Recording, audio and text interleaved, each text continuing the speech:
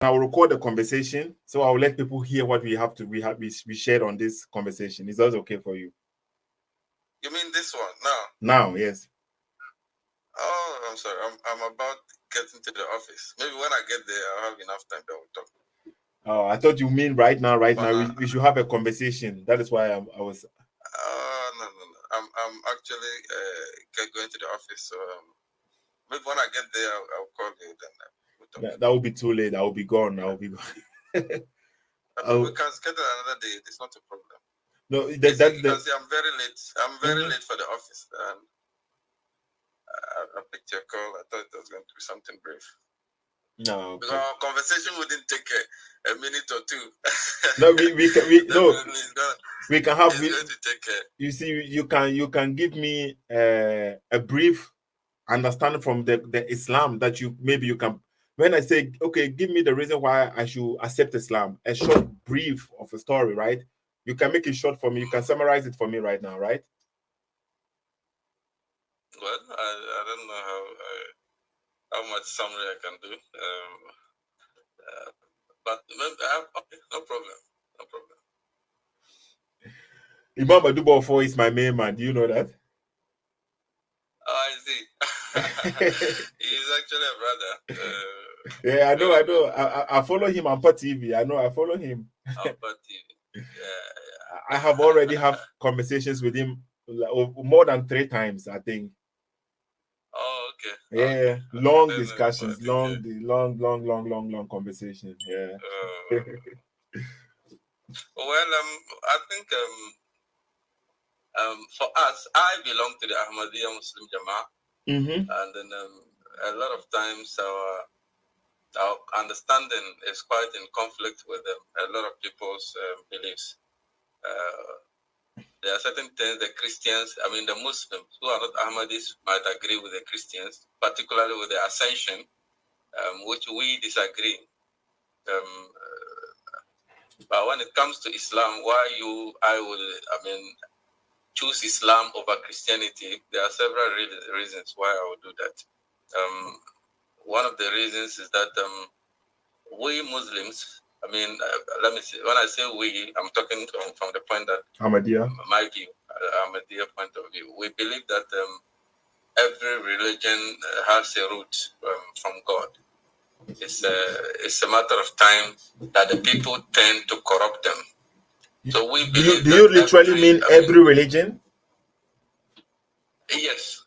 It might not be every religion, but every major religion of today, actually.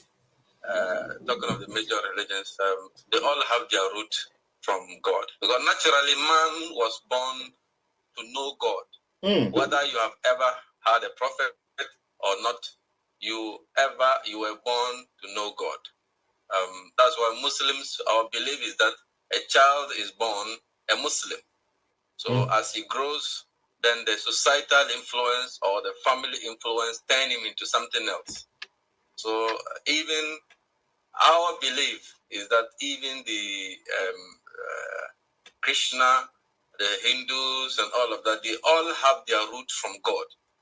But it's the human sickness that over a passage of time, we tend to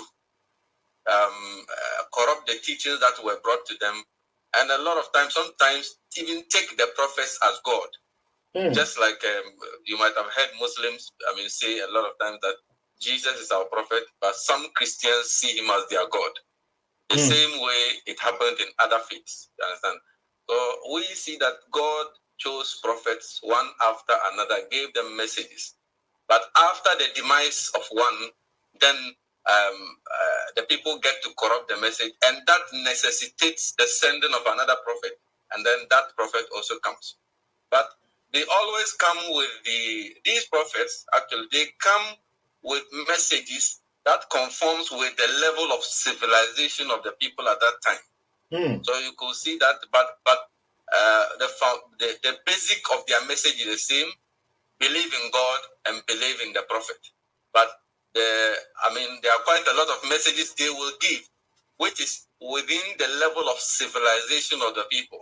So when another prophet comes, you see, human beings keep developing by the day. As time goes on, is a development. It's like a child, attending school. From the primary school, he's taught something different, and it's the same thing that is built upon when he goes to the senior high school. Exactly. And it is built upon when he enters the university. It is with these same primary school basics that is built upon, and he gets his masters. So we believe that that's how religion is. So that is why the last verse that was given to the Prophet Muhammad was that, today have I perfected your religion have I completed your religion for you, and have chosen Islam for you as a religion. What it means is that there was a journey that started long ago, and this is the final destination of the journey. Because human being had developed to the extent that we have become, the world had become a global village where there is connection between society to society. At that time, the world was ready for a universal religion. You understand? It was ready for a universal message, a message that can stay forever. And you will bear with me, when Moses came, he was giving certain messages, certain commands that when Jesus came, he changed them. That as Jesus has been said by them of old, an eye for an eye, but I say unto you. Then he brings something new. You understand? So what Moses had is actually it wasn't bad, but it was good for that time. When Jesus came, the people's level of civilization had changed, so there was a need to bring a new, a new teaching. Example: when Moses was given the law of retaliation, an eye for an eye.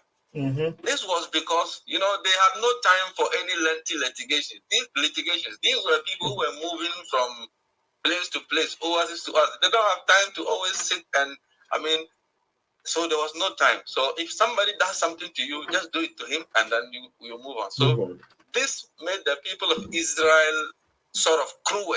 Even when they came and settled, they were still practicing this law. But when Jesus came, that situation had changed. So Allah, God, of course I can call him Allah, God gave Jesus another, a message that will soften the heart of these people. And that message was also to the extreme, total forgiveness. Somebody slaps you even on the right cheek, turn the other cheek. Why couldn't you just forgive him and move away? Why take another slap, another pain? You understand? But it was to soften the heart of the believers, the people of followers of Jesus, to another extreme of forgiveness. But the human development, we developed to a point where law and order, and in fact, there were a lot of judiciaries that were getting into place. So God gave another message to Muhammad, which was not extremely forgiving, extremely retaliation, but it was in the middle. The Islamic teaching is that when somebody offends you, and you see that forgiving the person will change the person, then you forgive him. But if it becomes his habit, then you have to punish him, because punishing him itself, you are helping him. Because if you don't stop him, he will. If you are strong enough to stop him and you don't, what it means is that he is going to give that. He is going to oppress weaker people who cannot punish him. Then he will continue. But you have the ability to stop him. And this is what even the Christians are making use of. The Christians themselves are not making use of the teachings of Jesus, which is extreme forgiveness. You go to court, don't you go to court to fight over land? Of course, yes. And if somebody, exactly. So if you were to go by the law of Christ, if somebody sees your land, buy some sand and cement for it to start building. But you don't do that. You see, so this is, what I mean is that with all of this example is that Muhammad at this time, the world was ready for a universal faith. So God gave him laws that can last forever. And there's no time that will ever come that the law of fighting for your right, the law of justice, the law of punishing people for their crimes will ever go. This is a universal faith. But you see that the law of Christ has faded. Even Christians cannot follow it. And even the Jews who were given an eye for an eye, today they are very forgiving. You see, so that means the law of Moses too, they are not even working with it. Everybody is now working with that of Muhammad.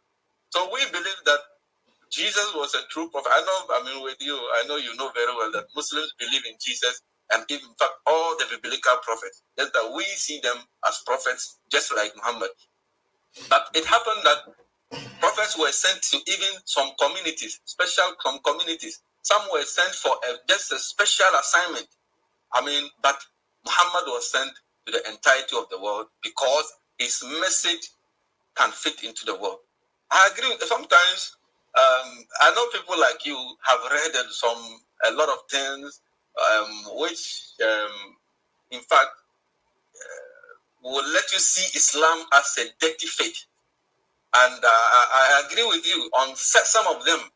A lot of time it is the belief of some Muslims. So I will not blame you, a Christian or a non-Muslim, for also having that belief. Because if you have been following me, you will see that most of what I do is to correct my fellow Muslims. I don't actually go a lot on the non-Muslims, though sometimes I do.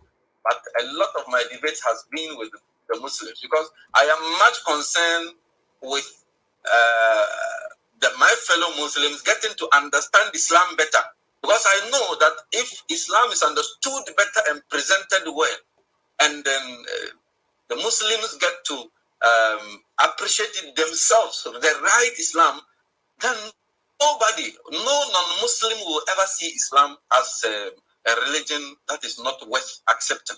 You see, a time came when, in fact, I know today a lot of Muslims are also speaking against it, but the time came when Islamic terrorism, in fact, as of today, we still see some Muslims, championing terrorism, you understand? And they claim they are doing it in the name of Allah. But, of course, this cannot be Islam. The Quran is completely against it. It is not Islam. It's completely not Islam. And we have been condemning it. You see that, assuming every Muslim got to understand that terrorism is not Islam. What has destroyed the image of Islam more is what? These terrorists. This is one of the biggest problems of Islam. The image of Islam has been dented. Though, I mean, there's quite a lot of exaggerations and there are quite a lot of beliefs that it is non-Muslim countries that are fueling some of these. But who are they fueling? They are fueling using the Muslims.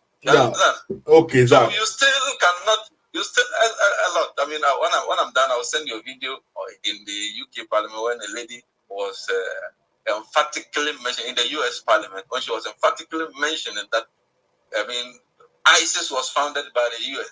I mean, this and that. Al Qaeda, who trained Osama?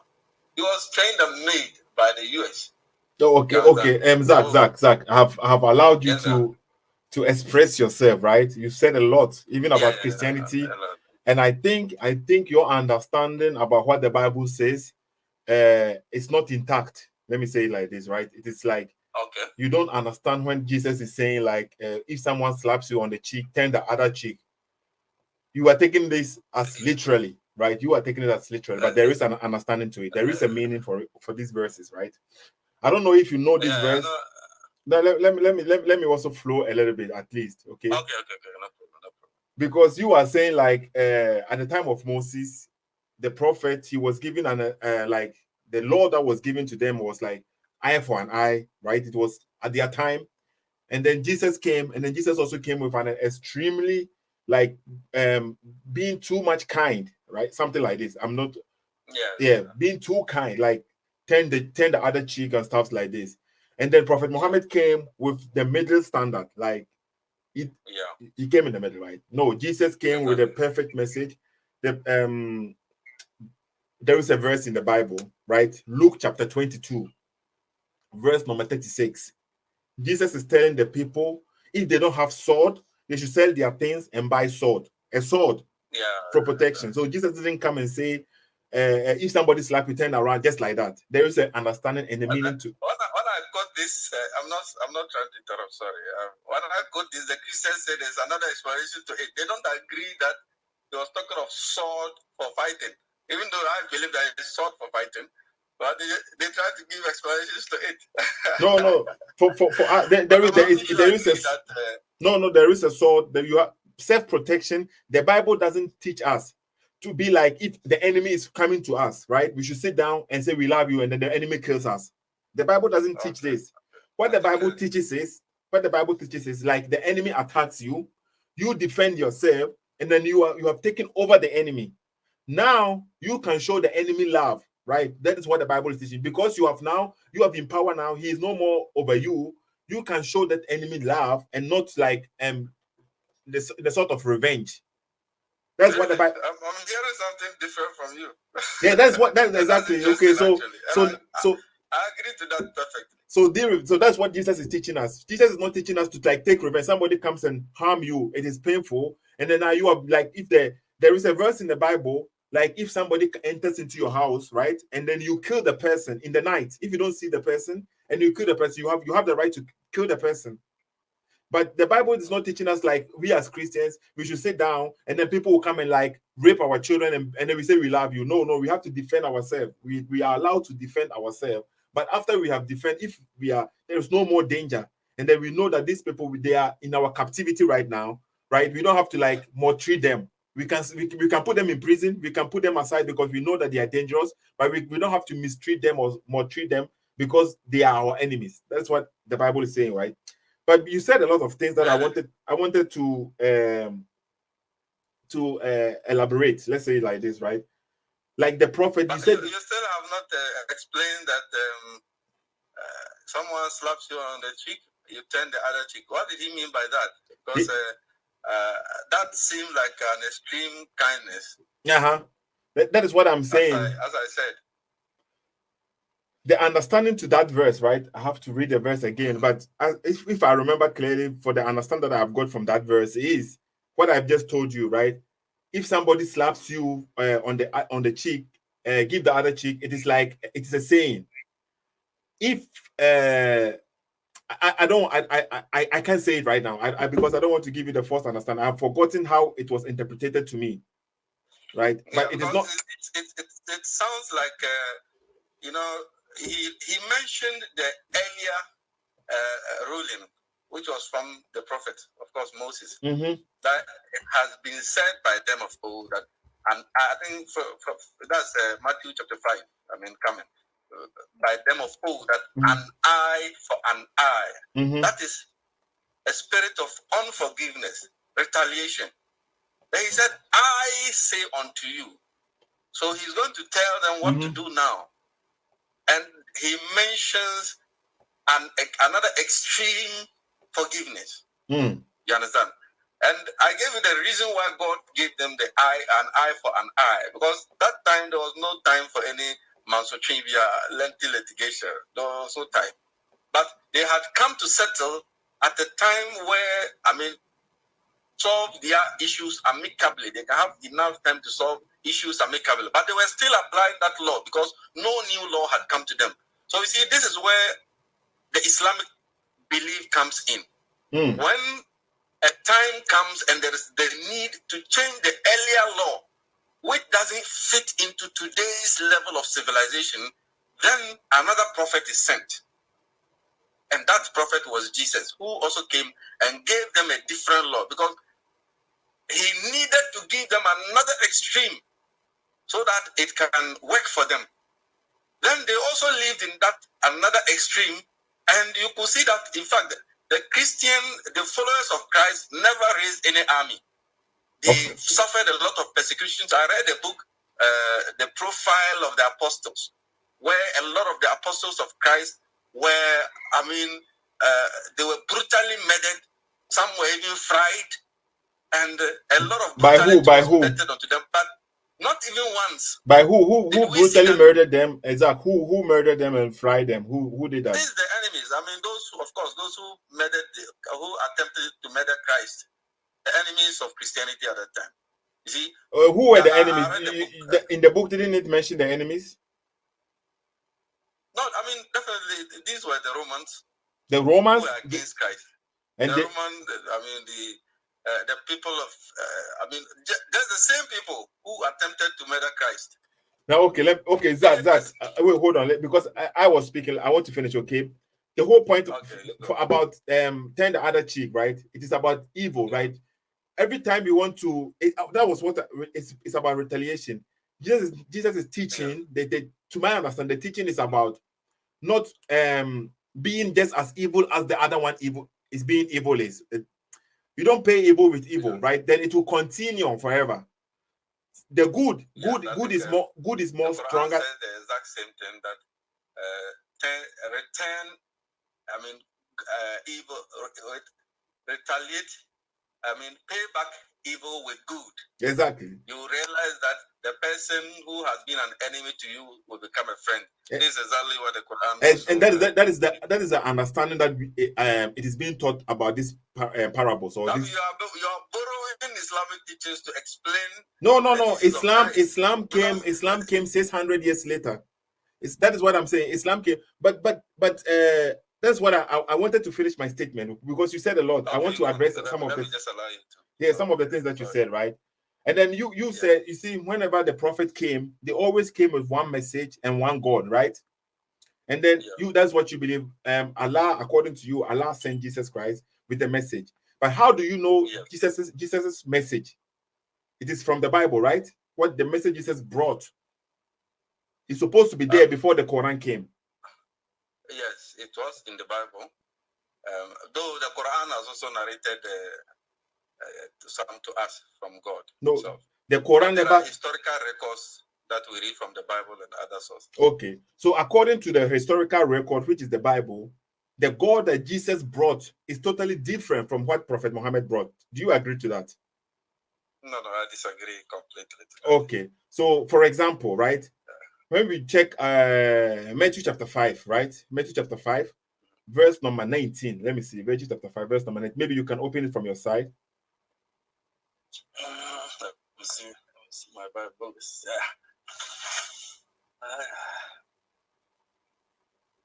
I don't pick the King James. I think that's what you love more. I like New King James. I use the New King James. You use the New King James. I think I have NIV Good News. I use the New King James more. I don't have the New King James. Okay, but I have the. Now maybe it is similar to the King James version, so maybe you can use the King James. It doesn't matter. Yeah, it is very similar. Just that the New King James is a little bit. Oh, okay. No, I'm speaking about John chapter 5. Okay. John 5. Okay. John 5. Let me see. John 5. I think you should read verse 17 first. That one will clear your mind that Jesus didn't bring a different God. John chapter 5, verse number 17. Yeah. Read from 17 going. Okay. We shall read it. Okay. Yeah, if I'm not mistaken. John chapter 5, verse 17. Our Bible is started, so. No worries.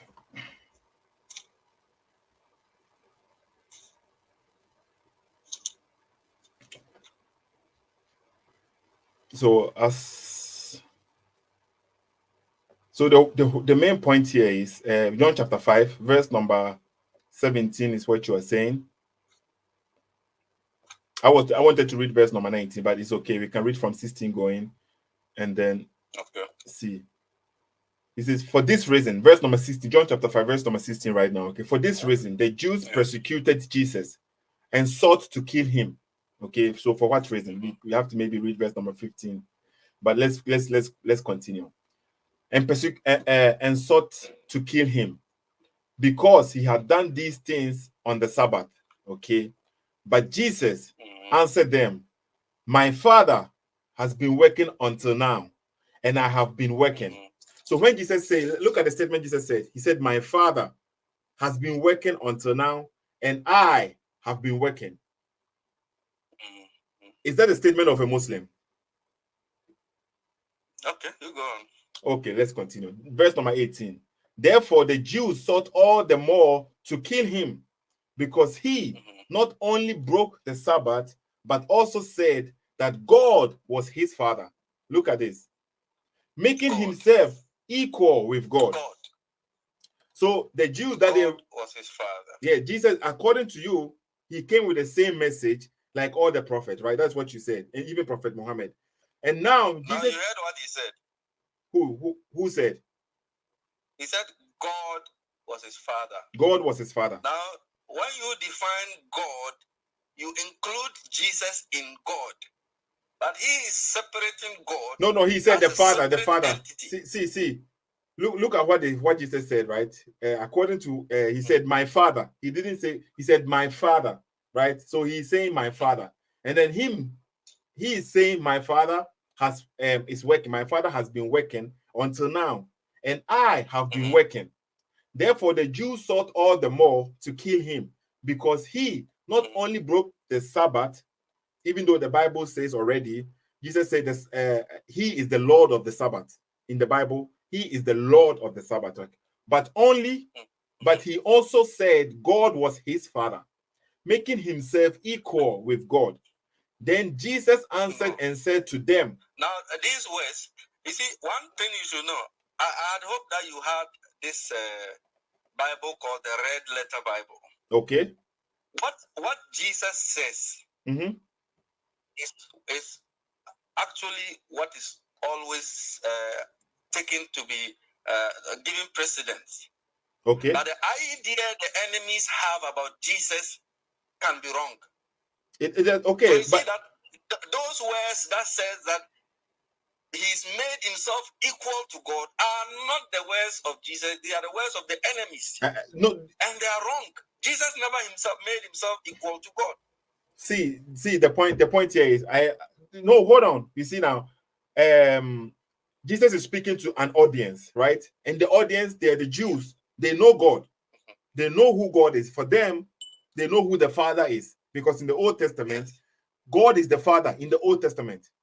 So Jesus claiming that the Father is working till now, which means God is working till now, and he is also doing work till now.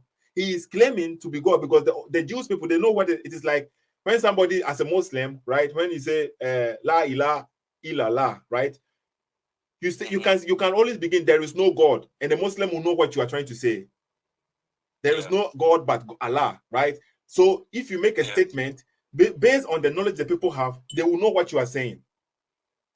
That is the logic here. So the people, they knew what Jesus was saying. Based on their knowledge, which they can be wrong too. No, okay. But you appreciate that they can be wrong because Jesus did correct them. If you read John 10:30, where he says, "I and my Father are one." As we can go there. Jesus went when they misunderstood Zack. When they misunderstood him. Yes. Let me finish. Let's finish this verse, okay? Because the Bible it is related to this. Just briefly, just a second. When they misunderstood Jesus' word, where he said, "I and my Father are one," Jesus went ahead and corrected them that, "Is it not written in your law that ye are God?" So he is referring them to the Old Testament that you believe, because I say I and the Father are one, you are misunderstanding me to mean that I am equal to God. Is it not written in your law that even people who are righteous, closer to God, are called gods in your own law? It's not like that. We can, Zack, we can read John 10:30, okay? We can read John 10:30. Maybe you get an understanding what Jesus was saying, okay? Because we can read John 10:30, but I want to finish John 5 here, okay? John chapter. You complete. Okay, let me complete this. So you saying the red letter, right? So let's focus on the red letters. Even we just focus on the red letters. That is what Jesus himself is saying. Jesus himself is saying in verse number 17 that, "But my Father has been working until now, and I have been working," right? Verse number 19.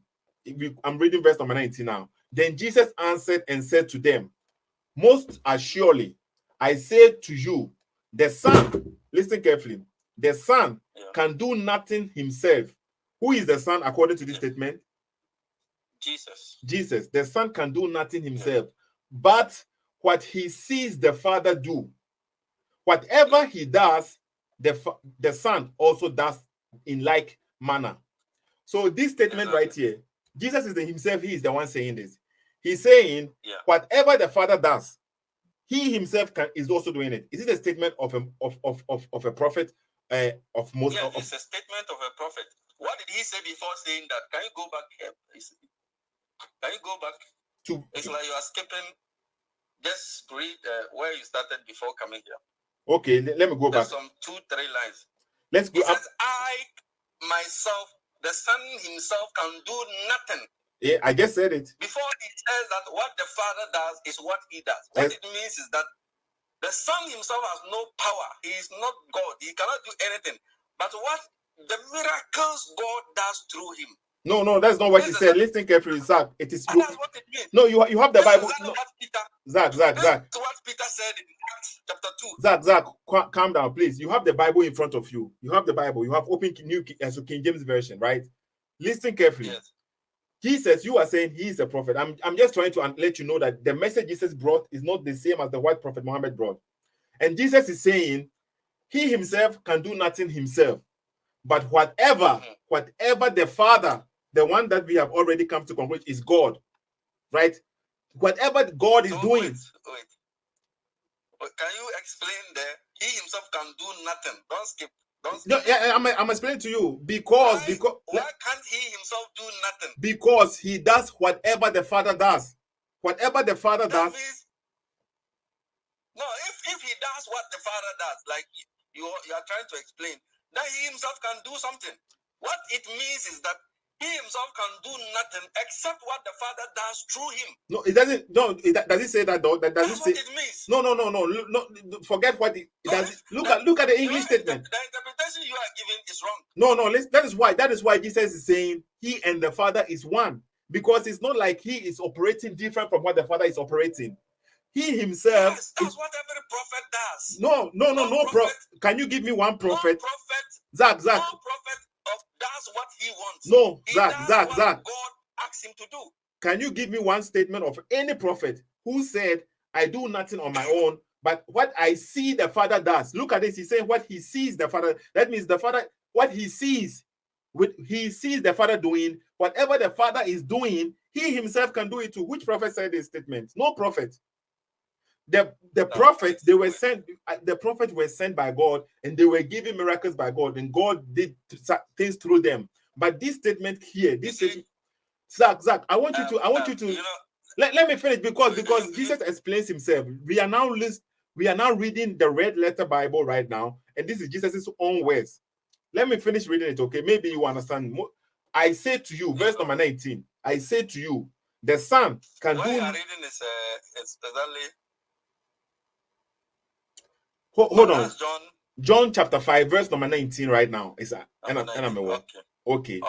Most assuredly, I say to you, the Son can do nothing of himself, but what he sees the Father do.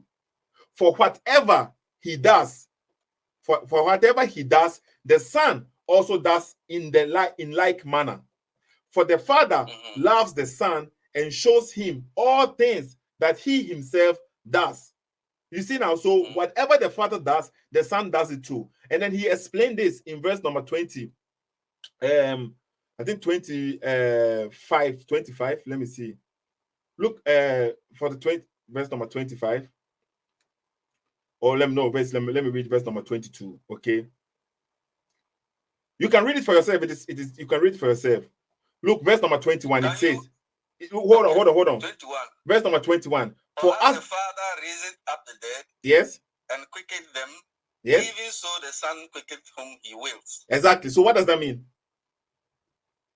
He's still doing what God does through him. No, he doesn't say that. He doesn't. You see now, he's letting you know whatever he sees the Father do, he can also do it. So just like the Father raises the dead, and the Father gives life, quicken them, gives them life. Just as so, the Son can do the same thing because he sees what the Father do. He also can do that. That's what Jesus is saying. See, you want to. Your problem is that you want to understand this whole thing differently. Meanwhile, what you read gives us a different idea. You see, when you come to verse 30, he says, before we get to verse 30. Nothing. No, before we get to verse 30, right? Verse 30, look at verse 25. Okay. What verse 25 so also says, or you can read 24. Most assuredly, I say to you, the hour is coming, and now it's when the dead will hear the voice of the Son of God. The hour is coming, which is Al-Qiyamah. right? The judgment day. And they will hear the voice of the Son. The hour, not necessarily the Qiyamah. It depends on. It depends on what the context is. Was it the hour is coming? Yes, the hour, that is the judgment. And those who hear, those who hear will live.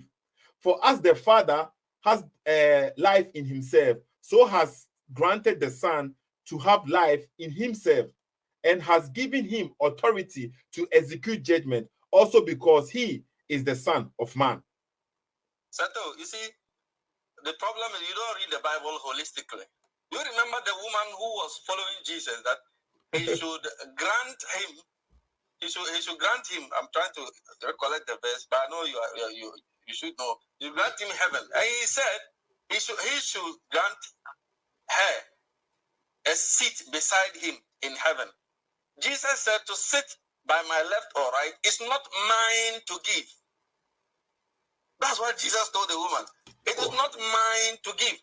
Now, this verse, you are interpreting it to mean that he will be the judge and give heaven to whosoever he wants.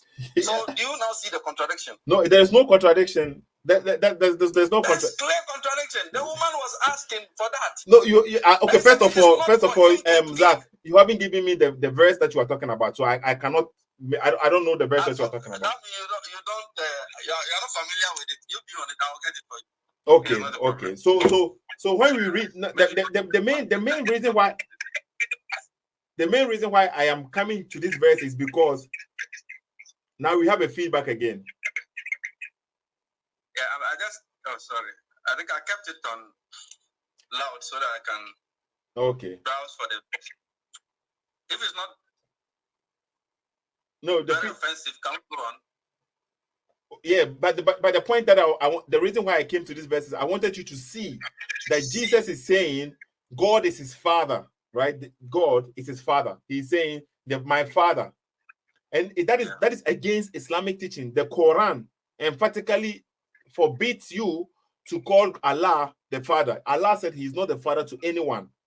So when you tell me that Jesus came with the same message, and the God that Jesus worshipped, the God that Jesus prayed to, is the Father, and the God also called Jesus his Son, right? And God also says Jesus is his Son. So how do you then say they came with the same message, or they're even the same God, when the Quran clearly tells us that Allah is not a God to nobody? You know what your problem Allah is not a father to nobody, sorry.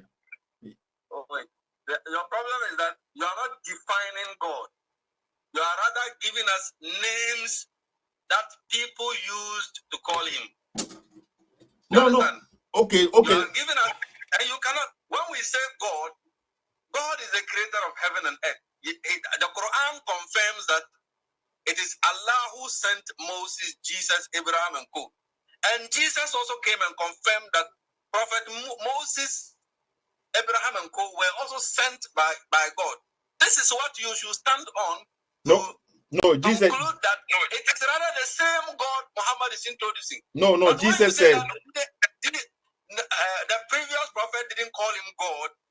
They didn't call him Father. They called him Father, but Islam we are forbidden calling him Father. That means it's not the same God. You are wrong. That's where you get it wrong. Okay, let me say. Because the mentality of the people now at that time of Muhammad was that when you say somebody is a father, that means his side is he had a wife. So if you read the Quran, Allah even says that how can you have a son without a wife? Whenever the Quran forbids us from using the word father, it is with the idea that the people might think that God has a wife and his side Jesus. You see, but okay. If your explanation Zack, who is the mother of the city according to the Quran? What is the mother of the city? Who is the mother of the city? The city. Yes. I'm sorry, I don't get your question. There is a verse in the Quran which speaks about mother of city, the mother of city. What is that? I'm not familiar with that. You're not familiar with that the Quran was sent to the mother of city, and you are not familiar with that? Can you quote that? Can you quote that? I'm sorry. I'm really sorry. No problem. I'll give it to you right now. Okay. The point here is the Quran is also using the word mother. Okay. So is there a husband? Is there children? Because before you become a mother, that's what you are saying. When God is saying, I get you. When you say mother of cities, I mean, we say mother Ghana. Doesn't mean it has a wife or husband. Exactly. So when God says my son, it doesn't mean you have to have a wife. So when you see the logic that you are using now, we say mother Ghana, exactly. And that's what I mean. About human beings. Yes, but towns and cities don't get married. We are talking about human beings. Yeah, so and then we are talking about God. That people will expect that since he has a mother, then the mother must have a husband. No, it doesn't have to be. It doesn't have to be, because God is not human. God is not a human. I know it doesn't have to be, but what happens is that it is about the mentality of the people the Quran is dealing with, not what it has to be or it doesn't have to be. Okay, so the point I'm trying to make here is Zack. The point I'm trying to make here is, right, just because the word mother is being used, there is mother of the book, right? Lawi Mahfuz, mother of the book. There is also there in Islam. So the word mother, it has a meaning. To be a mother means you have given birth to somebody. To be a mother means you have a husband, right? So to be a son of God does not necessarily mean that you have to have a wife and so that you can produce a son. It doesn't have to mean like this. Let me wait. And so the Bible. Why are you saying? Why don't Christians agree that God doesn't have only one son? God, we never say that God doesn't have only one son. God doesn't have only one son. But the son that about Jesus Christ is a different word. The word that they are using. You see, when you check in the Bible, everyone who accepts Jesus Christ and believes in him becomes a child of God. We are not all children of God. Yes. But Jesus says, for as many as are led by the Spirit of God are the sons of God. Okay. So but just give me a minute. The verse I was looking for, I just found it. It's in Mark chapter 10, verse 40. When the woman came asking to give him heaven, he said, but to sit on my right hand and on my left hand is not mine to give, but it shall be given to them for whom it is prepared. Okay. So it is not Jesus to give you heaven. No. That's what he's saying. No. That is not mine to give. See, for those who are prepared. Sit on my right hand or left hand in heaven is not mine to give. Exactly. It is only God's prerogative. No. Zack. I haven't even read. Let me explain to you. You see, now when it comes to sometimes you have to the way for me to go to heaven, right? For me to go to heaven, do I have a duty or I don't have anything to do? Do I have to do something so that I can enter into heaven? Exactly. So God will not just give me the heaven. Now I have my free will to go to heaven or not. Because if I accept what Jesus have done for me, that will open the door for me to enter into heaven. So Jesus will not gonna say, you sit on my right side. So for those who have been prepared, they are going to be there. So if the woman, if she prepares herself, then she will be among those who have been prepared. It's not, you are not going to get it for free. So does God have the power to say that I will not give you heaven? Or does he have that power? Of course, he has that power to say, I will not give you heaven, but he's just. Jesus said, it is not mine to give. It means it is not within his power. No, but it is within the power of God. No, it is within. What about the woman? Does the woman have to do something? Of course, she has to do something. So why don't you think it is God? Jesus is saying, Jesus. But Christians, it is your belief that nobody can go to heaven with his good deed except by the favor of God. Yes. Is that what the Christians believe? And what does that mean? What does that mean? The favor of God. And what does that mean? To heaven. What does that mean? The favor of God means that your righteousness is not enough. Yes, but what does that mean? The favor of God. What does that mean? It means you cannot do it enough to earn heaven. The favor of God. The favor of God is accepting. Zack, the favor of God is accepting the death of Jesus Christ for you. That is the favor of God. If you don't accept that and you think, no, you don't need, nobody can die for you, and then you will do it for yourself, then whatever you are doing it because it will never be enough for God. If I have to sacrifice something, for heaven, then it is not favor. You know what favor means? Favor means you have not done anything. No. Or the I am at them. It means you have not done anything. No, but to accept. Zach. To accept Jesus and get it. That means it's not a favor. I worked for it. No, you didn't work for it. Because you worked for it. Do you think accepting Jesus, I mean, when you say accept Jesus, does it end there? It comes with the responsibility. You have to live a life, a certain lifestyle, abandon a certain lifestyle. This is sacrifice. So whatever result you get from it, it's not for free. It's not a favor. You work for it. Okay, let me because Zach, go back to before, okay? Because now there's feedback again. Okay. Now that I have this again. Okay, now we have the verse now. We have the verse. I will Mark chapter 40. I will check the verse, okay? But I didn't finish my statement. I didn't finish the statement. I want. Yeah, I think we have to go back to the John. Exactly. Because verse 30, I'm interested in us reading it. We can read that too, okay? So that is what I mean. So if you jump the verses and you don't read the verses in context, then you will never get what Jesus is saying, right? That's what we have to read, because John chapter 1. We already know who Jesus was at the beginning. And then you were saying that we already know God is the creator, right? That is what you said before. The definition of God is being the creator, God being uncreated. Do you understand? Yes. So the reason why we say Jesus is God is not only because of the things that he said when he came in the incarnated form, but according to the Bible, he existed before creation. And that is what you also accepted, that only God was there before creation, or God is the creator. He never existed before creation. We all saw when the mother got pregnant for 30 days, 9 months. God, that wasn't mentioned, but obviously 9 months gave birth to him.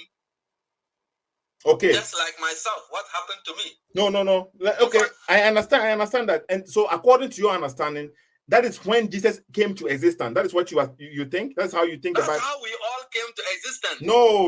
No. Jesus, you see now, Jesus already said in the Bible, I am from above and you are from below.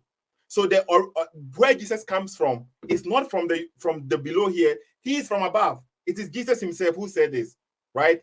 So Jesus already told us that. Did he come from above actually?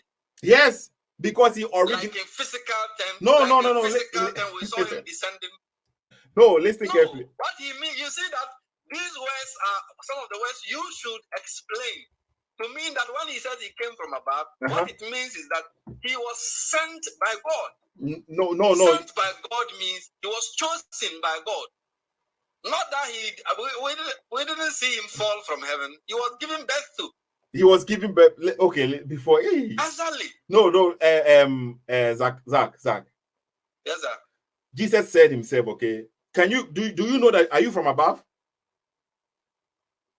It depends on what you mean. Exactly. So you cannot say, you don't even know where you come from, right? So Jesus himself, he said, we're all from above. If you read Jeremiah, I think chapter 1 going, verse 1 going. Zack. He says, God said, I knew you before even you were born. Yeah, God knew you, but you yourself, do you know? The prophet is like that. No, Jeremiah. Zack. I'm not speaking about God's perspective. God knows everything. God knows God is okay. But I'm speaking about you yourself. Can you yourself? Can you guarantee that you know that you come from above? No, you cannot. Sure, I'm from God. No, are we not all children of God? No, we are not all children of God. We are not all children of God. We are all creation of God, but we are not all children of God. That is a difference. There are differences there, okay? So Jesus himself said, okay. Of course, maybe you can say children of God means the righteous people. No, according to the Bible, I'm giving you from the Bible perspective, we cannot consider that we are all children of God. The devil has his children too. The devil has his children. So those who follow God or who accept God, they become the children of God. But those who follow Satan, they are the children of that. I accept that. Okay. That's how you choose it. Okay. I accept it. So Jesus is from above, right? According to John chapter 1. So that's why we say all the prophets are from above. No. Did any prophet say that he's from above? Can you give me one example where a prophet is claiming he's from above? I just gave you Jeremiah. In fact, not even he himself said it. God himself told it. You go on. I'll get to the verse. Okay, get to the verse. Okay. So when we go to John chapter 1, John chapter 1, verse number 1. Does the Bible say according to John? Can we conclude the verse 5? maybe up to 30, because I have interest in the verse 30. So we come back. Okay, so that's why you always keep, let me jump, over in there. The point here is Jesus is calling God the Father, right? And it has a meaning. And the Father too is calling Jesus the Son. So according to this statement, God is calling. Why are you emphasizing on him calling God the Father alone? He called God too. Yes. Didn't he? Yes.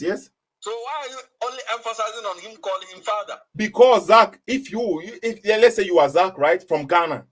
You are Zack from Ghana, you are a Muslim in Ahmadiyya. And there is another Zack who is from Nigeria. He's a Muslim, and then he has like 4 wives. Let me say it like this, right? You are both Zack. You are both Muslims. But for us to know that you are not the same Zack, then we will know that you are Ahmadiyya, and he is from Nigeria, you are from Ghana. You have maybe 1 wife, and he has 4 wives. So all these attributes, all these titles that is given to you, Zack, Ahmadiyya, from Ghana, a Muslim, right? He is also called Zack. He is also a Muslim. He is from Nigeria and has 4 wives. So all of them, all these things will let us indicate or know that, okay, we are speaking about the same Zack. We are speaking about Zack, who is a Muslim. But the Zack one, the one Zack is not the same as the other Zack. So it's very important. We cannot say because he said God, and then Prophet Muhammad also came and said God, so they are speaking about the same God. We have to know, okay, the God that Jesus was talking about. There are certain qualities they all ascribe to God. Exactly, except, and that is the main point, except that Jesus is saying the God that he is talking about is a father. And the God that Jesus is talking about is also saying he has a son. You see now, that is the big difference. And Prophet Muhammad's God. So let me ask you this question. You know, Ashantis, we call God Onyankrompong, isn't it? Okay. Is it the same God Jesus brought introduced to us? Yes, it is the same God, because that is only the word. That is. Wait, let me finish. You just asked me a question, because you are now using the word God in my language. But now when we come to Onyankopon, does he have a Oba or Oba? Then we will say Ane. You see now or Oyeja, we will say Ane. Now we use. Then will you say Oye? No, why would you say that? Why? You see, no. What? Let me just according to the Quran, no, according to Quran, Mary Oba, who say also Okunu. Did you ask yourself why? No, but Zack, I want to finish my statement, but you keep on you let me jump in over and there. So the point here is, okay, because Jesus coming and giving us a specific God, because a lot of people claim to be God. According to the Quran, Pharaoh was indicating that he was God, but Pharaoh is not Allah, right? Pharaoh is not Allah. So somebody saying he is God, and maybe we'll even have people to worship him, doesn't mean he is the God Jesus was talking about.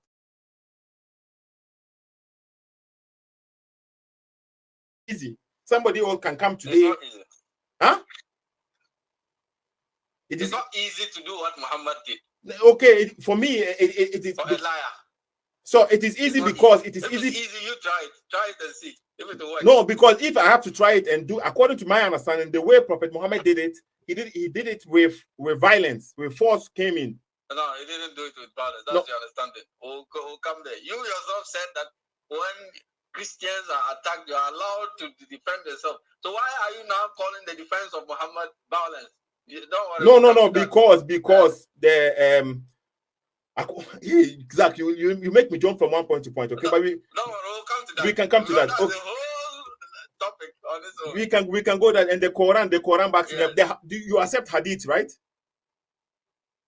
I don't accept every hadith. Well, there are quite a lot of fabricated hadith. You accept hadith? So depending on which one you bring, I could accept it. So when we say Sahih Bukhari, do you accept Sahih Bukhari? But Bukhari has a lot of, in fact, silly hadith in it. So now you see now. So according to you, even in your own religion, according to you, the sources, it depends. If you like it, you accept it. If you don't like it, you say you don't like it. Even though it is no. The source God gave us, number one, is Quran. Hadith was written later, even after Muhammad. Not even Muhammad sanctioned them. So it's either you will accept the hadith or you will not. So it's either you will accept the hadith or you don't. So because you cannot say you accept part, you don't accept part. You see now? now? You can say that you can accept part. If somebody is telling you a story about somebody, I don't know whether you did history, but history, according to the historians, they say history can never be free from bias, exaggeration, and distortion. But there's truth in history. You understand? Okay, because when we even say we don't accept the Bible, it's not holy. No, there are quite a lot of things in the Bible we accept. To my understanding, right? Hadith, we have. That's why we Muslims ourselves. So it's not a hidden, even something. We have what we call Sahih Hadith. We have what we call Maudu. That is Maudu means in Chi. We say some cry. It doesn't even fit to be called. So and then we have Da'if. So that weak. That weak. Okay. So do you accept any Sahih Hadith? Of course, if it's Sahih, so when I say Sahih, how to judge Hadith is that it must, first of all, it has to go with the Quran. So are you saying? Wait, Zack. You just mentioned the types of the grades of Hadith, right? The levels of Hadith. Yes. Sahih, Da'if, Maudid. Is what you said? If I'm pronouncing. Yes. Okay. So now the Hadith has been already graded Sahih. So how can it contradict the Quran if it's already been graded? No, it doesn't matter. There are Hadiths that have been graded by somebody as the Sahih, but it is Da'if. So how about if a Hadith is maybe you see, just to make your work easy. I know you have a Hadith you want to quote. Why don't you quote it? Then we move ahead. No. I don't have any Hadith. If I don't agree to it, I'll give you reasons why. I will not just keep quiet. No, I don't have any Hadith right now, but I want, because we were speaking about violence, right? That is why I'm saying, because the Hadith backs it up. What Prophet Muhammad was saying. You get violence from Quran. It will be easy there. I mean, it will be easy for because it gives more details to it. Gives more details when Prophet Muhammad read. Why you're entering violence there? If you want to compare violence in the Bible and Quran, if you give me one from Hadith or Quran, I can give you 10 from the Bible. No problem. We can handle all of them. We are speaking about, you see now. The point here, the reason why we are speaking about this is because I said, you said, I cannot do what Prophet Muhammad did, right? I cannot do. Jesus spread the message without any killing nobody. Jesus was able to spread the message without killing nobody. How long did Jesus spread the message? He came 3 years. He didn't succeed and he had to run away. So how can you compare that to Muhammad, who lived for 23 years? Exactly. And imagine this. So the two cannot be compared. Zach, imagine what you just said. Imagine what you see the failure of Christ in his own land, where they have abandoned his religion. Zach, exactly what you just said. Let's say Jesus used 3 years for his gospels. Even within these 3 years, right? Even though according to Jesus lived like 33 years, but with 3 years of his gospels, he never committed any war. He never went to war. His disciples never went to. Let me finish making the statement. Now wait. Let me just link you to something before you come. When Muhammad stayed in Mecca for how many years? 13 years. There was not a single war, not a single slap, not a single insult from him. The wars happened after 13 years when he went to Medina and they gathered. Hello?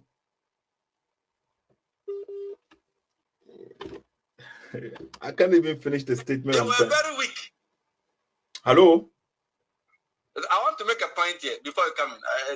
Zach, you are not letting me. You are not being fair to me right now. I haven't finished my statement. Every time I start speaking, you jump in. That at every point, I want to link you to something. Yeah, but I know. For just 3 years, just a minute. I'll finish in a minute. For 3 years, Jesus was. The Roman. He couldn't. In fact, it would be suicidal for him to say that he wants to fight the Roman soldiers. When Muhammad was in Mecca for 13 good years, he never raised a sword. He was in Mecca for 13 years. Before it was the first battle was when he went to Medina, which was around the 14th year of his prophethood. When he went to Medina, that was when they had gathered the momentum, and God now gave them the chance to fight and defend themselves.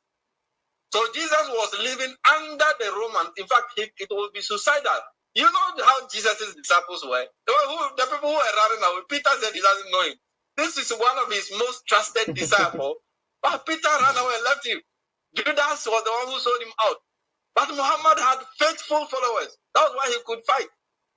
What does, you see? So that is not the point. You see now, Zack, I think you are conflating what I'm trying to say here, right? The reason why is you said I should do what Muhammad did. And I am saying I said you cannot. I cannot because the pressure or the kind of violence he applied, right? I cannot do it. That's what I don't want to agree to. Okay, no, okay, maybe that's where we can have a conversation on later on, right? Yes, but you said something like Jesus ran. He ran. Like, did you say that something like this?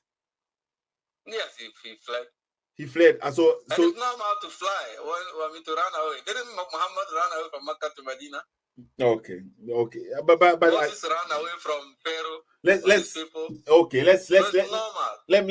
Let's finish this about Jesus calling God the Son, the Father, because John chapter 5 verse number 30 is what you want to read, right? We can read it, but you see verse number 30 begins from verse number 1, and when we are reading we read verse number 19, we see that the Father works until now, so is Jesus also working. The Father, right? Don't forget, we also saw that he said he can do nothing of himself. But what the Father does. But what he sees. Look at this. What he sees. Do you see God? Now, when you say you see God, yes, it doesn't mean with your naked eyes. But that's not what it means. So what does it mean? He said what he sees the Father do. Whatever. Now, the Bible itself says no one can see God and live. Exactly. No one means what? No one. No one except God, except that Jesus himself is God. According to the Bible, Moses saw God face to face. Yeah, but not if it is even about seeing physical. It's not Jesus. Moses saw him how many years? 1,400 years before Jesus came. So Jesus wasn't even the first to see God. So that's what I'm telling you. It's not about seeing him physically with the eyes, naked eyes. What it means is that knowing him, seeing God means knowing God. It's as simple as that. No, okay. You can take you can take your interpretation. Maybe people will understand what we are saying here. Okay, so he says, okay, what he sees the Father do, but for whatever he does, the Father does, the Son also does it in like manner. So the Father raises the dead, right? Verse number 21. For us, the Father raised the dead and gives life to them. Even so, the Son gives life to whom he wills. So the Son gives life. Who can give life to the dead? Only God can give life to the dead. He raised Lazarus, right? Let me finish the statement. Why you always, Zack, chilling? Hold on. Okay. I feel the point is clear. Okay, so the Father raised dead. You are saying that he raised the dead. He can raise the dead as God raised the dead. But we see that when he was raising Lazarus, he prayed to God. If he had the power, why was he praying to God? You see, this is what the problem is. No, there's no problem. Zack. Don't read one part of the Bible without linking it to others. Okay, let me explain this to you. Okay. Okay, go on. According to John chapter 1, right? Before let me start it from beginning. John chapter 1, verse number 1. What does it say according to the Bible? Do you remember? Yeah, in the beginning was the Word, and the Word was with God, and the Word of God. Okay, thank you. You know your verses. Okay, good. You know your verse. So in the beginning was the Word. So according to the verse, is the Word God or not? Yes. According to the beginning, but you see that I don't know whether you have checked the word God there. It's not the same word in the Greek language. Explain to me. The word in the beginning was the Word, and the Word was with God. That God there is Hotheos. Okay. And the Word was God. The word God there is Tontios, not Hotheos. So you see that they use two different words, but because it's the English word, that's why you see God there. Okay. It says in the beginning was the Word, and the Word was with God. So that is Hotheos, the Almighty God. And the Word was God. The word there is Tontios. Tontios means a God. Just like God called Moses. No. What are you saying? God told him that I have made you a God. No. Zack, calm down, please. So we are speaking about the beginning. So are you saying, according to the Bible, maybe you don't believe in the Bible, but according to the Bible, is that what you are saying? When God was creating in the beginning, there was another God with him. Is that what you are saying? Another God who is not the God, but there was another God. God existed with another God. No. Is that what you are saying? No. So then why are you saying a God? Why are you saying a God? That's not what the Bible is saying. I'm not the one saying it. I'm telling you what is in the Greek. It's not the same word for God used there. And when they say Hotios, it means Almighty God, creator of heaven and earth. When the Greek, they said Tontios, it means a God. A God means like God called Moses God. No, it's not true. It's not true. God. As the Bible said, the devil is the God of this world. Exactly. So anybody that has been given some power over human beings here on earth, like God speaks through you in the language of the Jews, they can say you are God here on earth. So that's why even the devil is called the God of this world. Moses, when God was sending Moses, he told him, I have made you a God to Pharaoh. So why don't you say that Moses is also God? But when John 1:1 says, and the word was with God, and the word was God. I mean, you say that word there, God, is it means he is also Almighty God. Okay, because listen carefully. When you go to, you understand the angle I'm coming from. I understand what you are saying, but in the Bible there is a reason why they use the capital words, right? The capital words have meaning.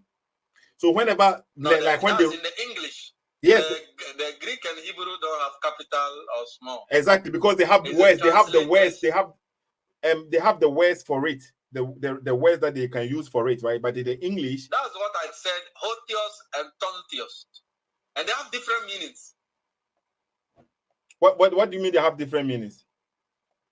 The meaning is that when we say, you listen to the verse where it says, "In the beginning was the Word, and the Word was with God." The God there is Hotios. So the word. What is the meaning of Hotio? What is it? Is it a Greek word or is it the Hebrew word? What word is that? No, it's Greek. It's Greek. And it is Hotios. Hotios, yes. Okay, let me check it out. We can check. Okay, so according to the Bible, so let's take it. Hotios there means Almighty God. But I don't think it's true. And said, and the Word was God. That means the Word of God that came upon we human beings was God. What it means is that the human being, the Word of God, fell upon. In this case, we are talking about Jesus. No, it's not. Moses was also there. Zack. He was also God. Zack. Which is Tontios, not Hotios. Zack, we are speaking about before creation. We are speaking before creation. Before creation, there was the Word. So that the Word is not created. You said God is uncreated. Do you accept that? Of course. Okay, so before creation was the Word. So that Word is not created. That is what John is saying right here. Before creation, that we are speaking about the beginning, and the beginning means before creation, and that before creation, the Word is God. The Word was God. Means the Word was not created because God is not created, and He's letting you know that in the beginning was the Word, and the Word was with God, and the Word was God. So that Word. Setho, are you created? Yes. How were you created? Through my parents.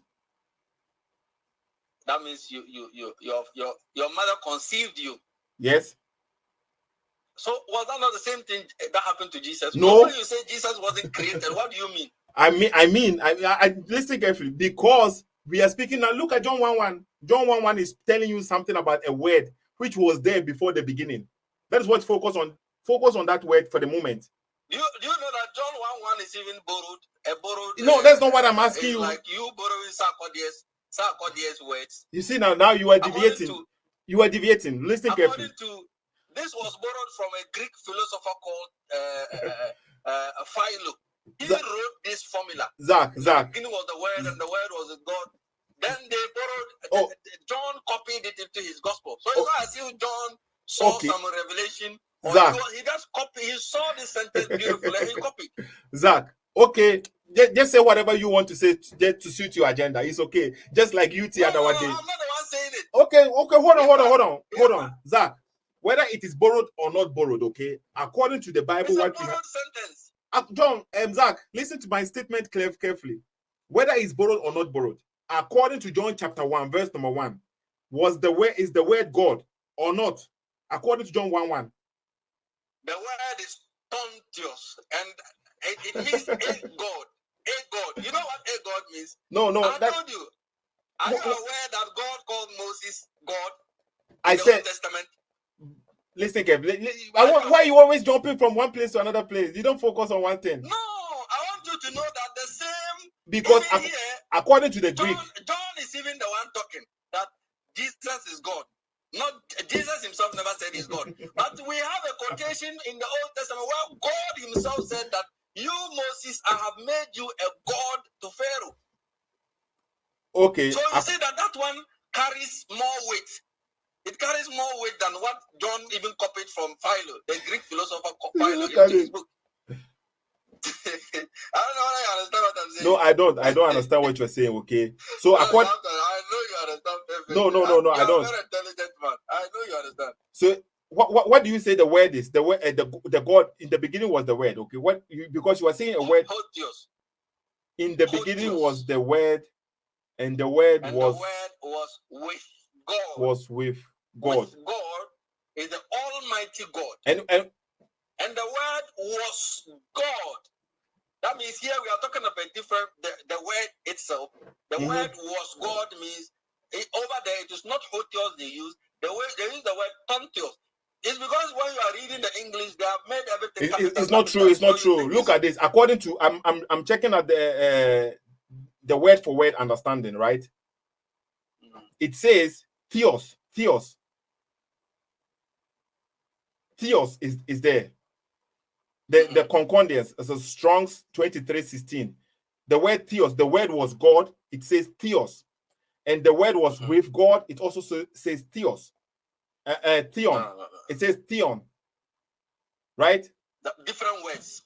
Different words, but the same meaning. A deity, especially a supreme divine. You can't say it's different. It's the same meaning. Why not? You see, this one has even borrowed different words. I mean, words different from what I mentioned, but it also gives you different words. No, what you are saying. If the word God is the same, why would he say theon and theos?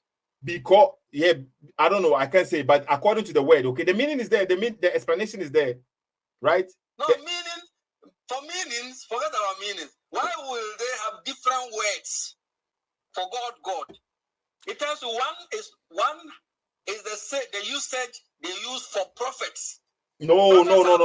Here on earth, according to the Bible. Zack, please, yes, sir. Please, okay. I don't know why you are doing this to yourself, but no, I'm not doing anything. Say, you see that for you to dodge what John chapter 1 is saying, you are saying it is borrowed from there. It is okay. I don't care what you are saying. Where it is borrowed. Sethoo, you know that he borrowed it from. I don't know. It is you are saying. I haven't even heard it. Okay, you can say. You see now, you can say what you are saying, but it doesn't change the fact. Okay, so let's say you can even say the Bible is corrupt. It is for me. It is okay. The Bible, but even according to the Bible, which is corrupt. But you know, don't you know? I said I don't know. I just told you I don't know, Zack. I said it. I said it already. It is. I'm hearing this from you for the first time. But putting that. I heard it. I went and investigated, and miraculously, I was there one day when these Jehovah's Witnesses gave me one of their weeks, and I read it. You know, when I was back in the north, I used to read it a lot. It's when I came to Accra that I don't see them again. I used to read it a lot. Then I saw this Philo, Greek philosopher Philo there. You see, I confirmed it confirmed what I. First of all, I did some research and knew that. First of all, Jehovah Witness people, they are not Christians, so you cannot use them even as an example here.